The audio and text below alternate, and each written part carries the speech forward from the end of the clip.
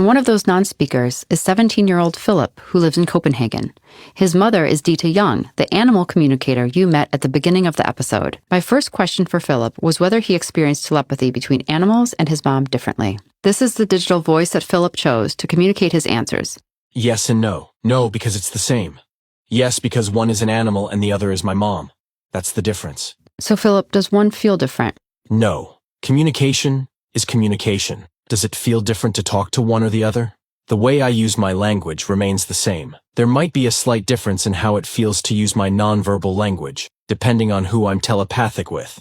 It feels different talking to someone angry than to someone who is feeling something else emotionally. Knowing that Ditte, Philip's mom, is a vetted animal communicator, I asked if she's able to help him tune in further, or if it was the other way around, and he helped to open up her gifts. I've never known anything else. My mom has always seemed to understand and hear the universe, but I helped her understand the structure of it.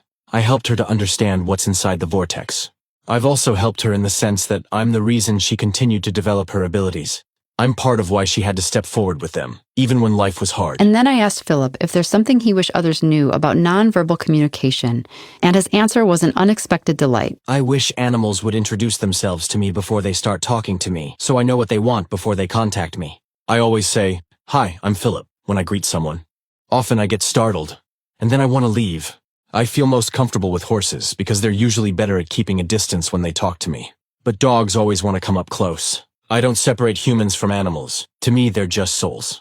I understand oneness. It's never been different for me. And I treasured how silly he thought it was when I asked how it feels for him to communicate beyond words with both animals and people. It would make more sense to discuss how silly it is that humans don't believe we can communicate without words. We can, can't we? I've always done that. And finally, I asked what he wished more people understood about non-speaking voices, be it human or animal.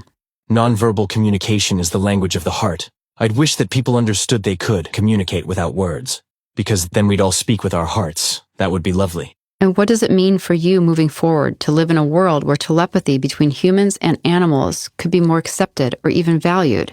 In my world, there's already a lot of telepathy between animals and humans, just as things are. I told Philip that we were investigating consciousness in Season 2 and asked if he wanted to weigh in on anything else. And I wanted to highlight this next thought because it starts to lay the foundation for where we're going next. Trees and cities have a hard time communicating with each other because they can't hear each other through all the noise. As a result, the plants stop communicating, and subsequently, they stop filtering the air. When they speak, they also cleanse each other. It's the same between animals and humans. When humans go to therapy, they also cleanse themselves by talking about what's bothering them. When my mom talks with animals, they feel better afterwards because she listened to them and understood them.